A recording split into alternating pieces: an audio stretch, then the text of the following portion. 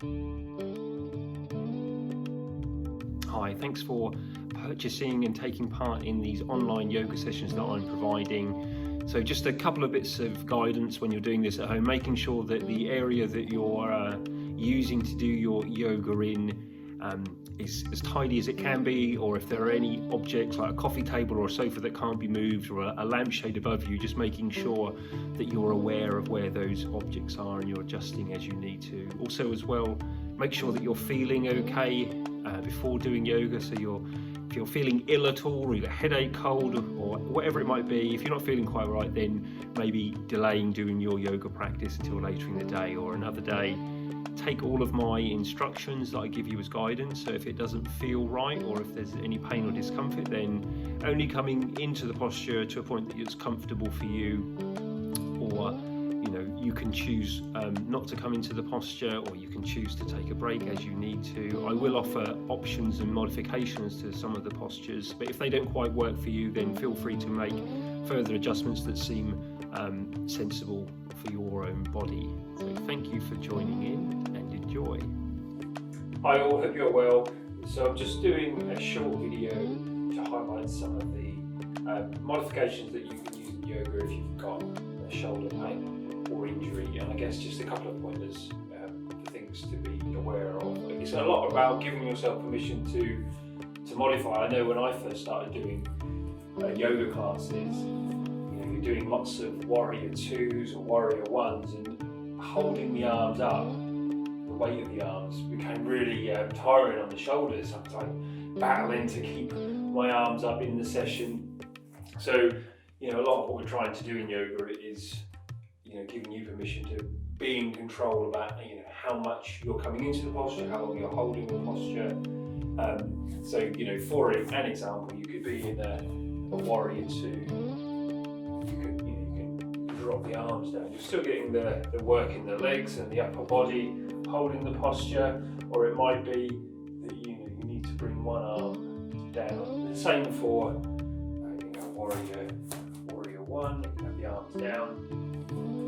So that's hopefully a really a simple one. So if you've got a bit of shoulder pain or fatigue, then drop the arms. Don't feel like you need to hold them up.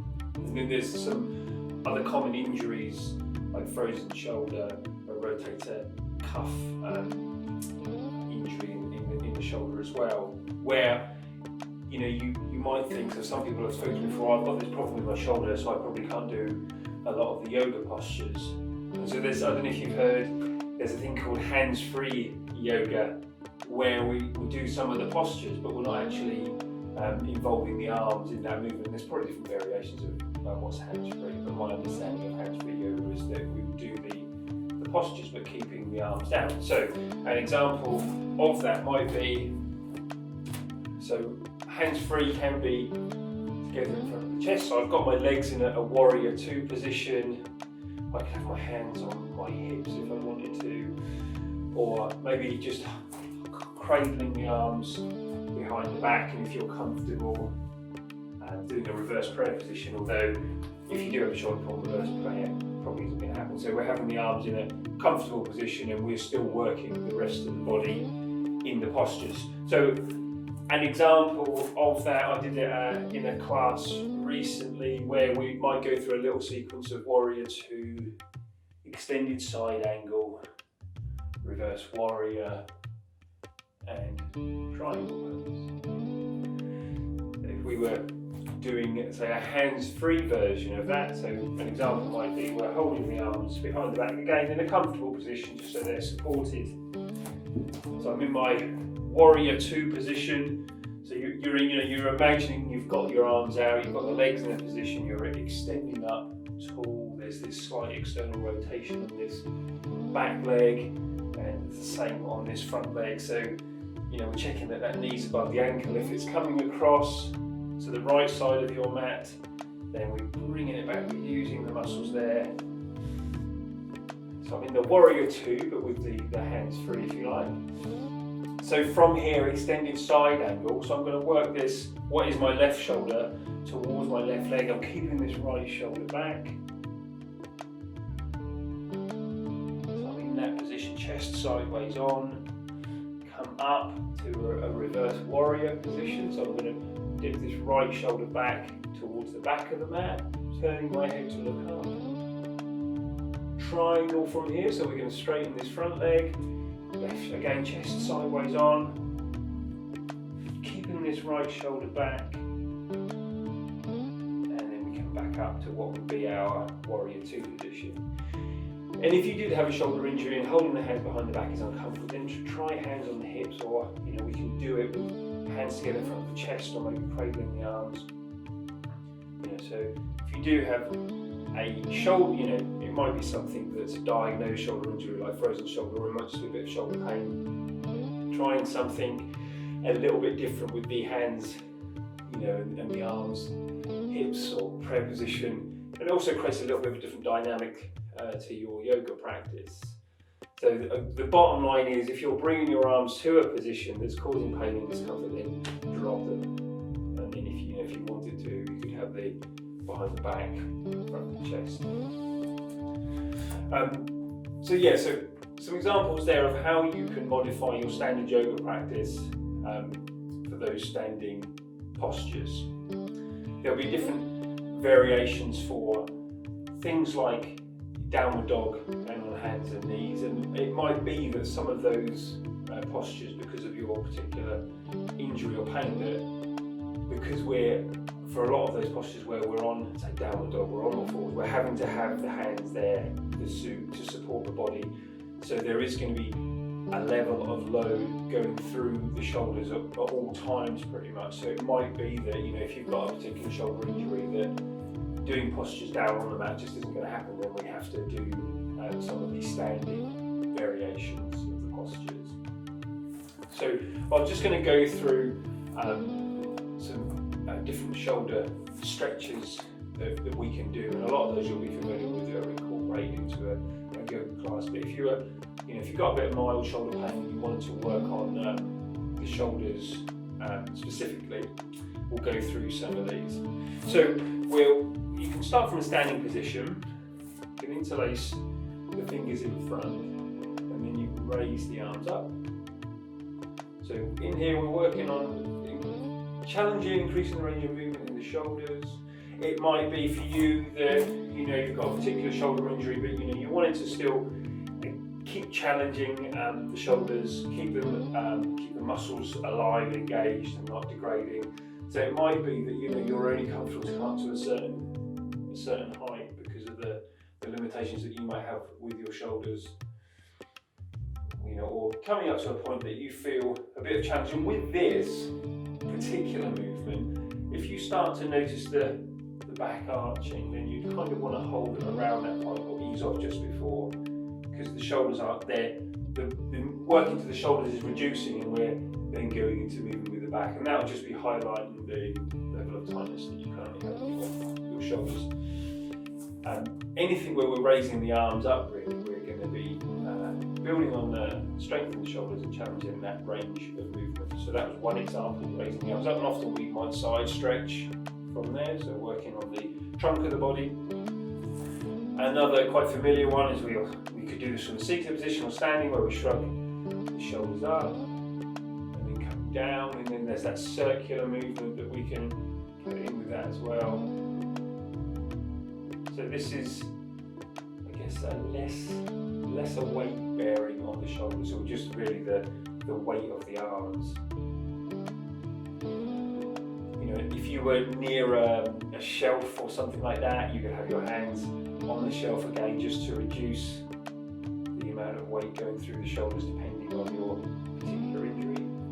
We can do a similar movement to this with the arms out to the side. And when we ever take the arms, the further they are away from the body, the stronger the load, the stronger the lever. So this will be more physically demanding than doing this. There'll be variations of that. You can have your arms, you can just take them a little bit further away if you're, say, wanting to build up the strength there. And when we're taking the arms out to the side, you've got this action of reaching through the tips of the fingers. So we're stretching and working the shoulders. Another variation is fingertips onto the shoulders.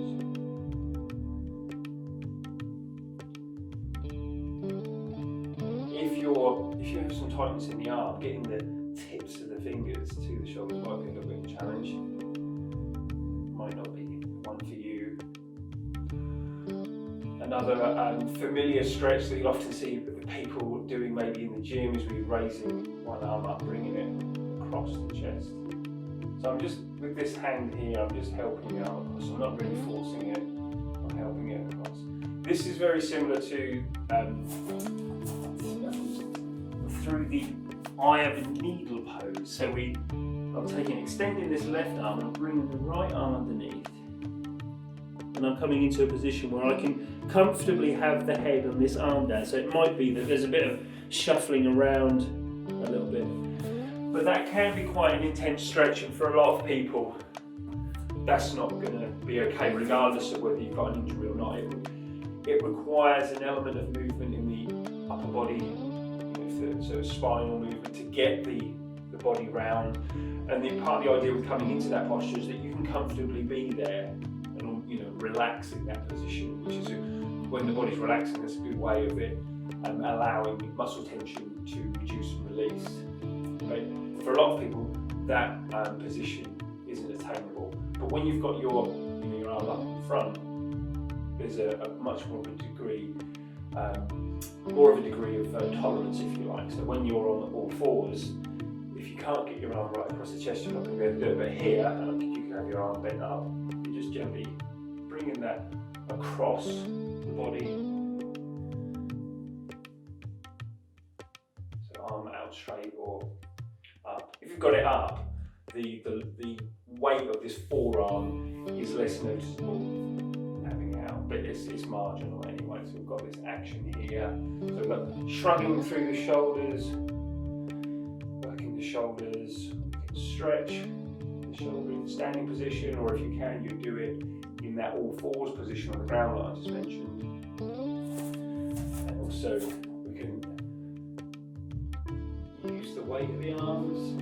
So I'm just changing, I'm putting, I guess, trying to describe it, you can probably see what I'm doing. If the left arm's going on top and then it's going underneath, and then on top, and then underneath. And one of the warm-up exercises that I do quite a lot in a normal yoga class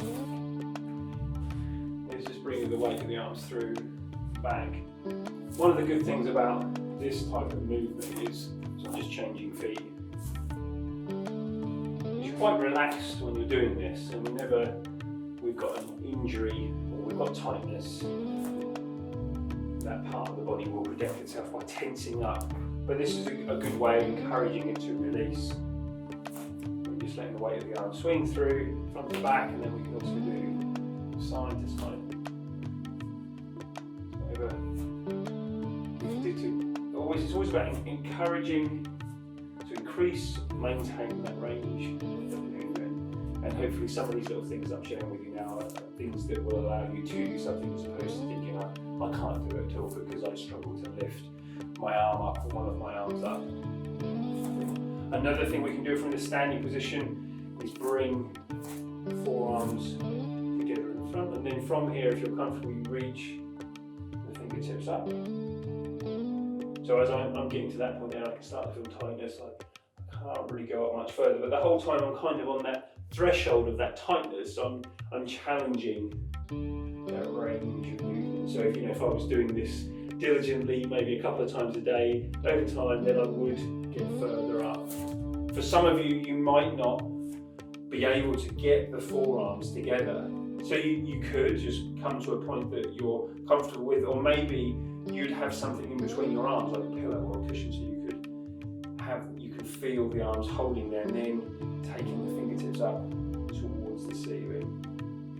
You can also raise the arm up, and then with the other hand, we're encouraging that elbow back. So there's a lot through the armpit here as well, but again, we're challenging the range of movement in the shoulder.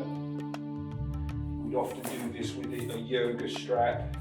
You have a strap between, and with this top hand you might reach down, shuffle the hand down the strap, so we can use those props to help. I say yoke strap, you can use a belt if you want. I know there's a lot of people who might look at this or see in class where they're quite comfortable having their fingertips touching and reaching. It's not something that I've been able to do yet, but still working towards. Just encouraging, we're not forcing, just gently pressing the elbow back. And all the time when we're doing an action, when we're putting that stretch and challenge in, if you can do that with the breath out, it makes it more comfortable and also gives you more of an opportunity, or gives your body more of an opportunity to do the work, to do that little bit of extra stretching.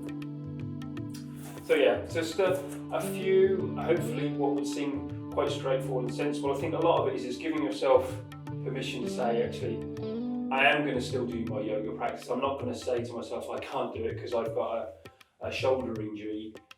Modify your postures with some of these suggestions. A lot of it is usually quite intuitive, like me doing my first yoga classes and thinking, oh my god, my arms are feeling really heavy, I want to bring them down, and just allow, so your body's telling you, drop them down and take them out a bit. So hopefully that was helpful. There'll be more shoulder stuff coming in the months in the future. Take care, thanks for watching.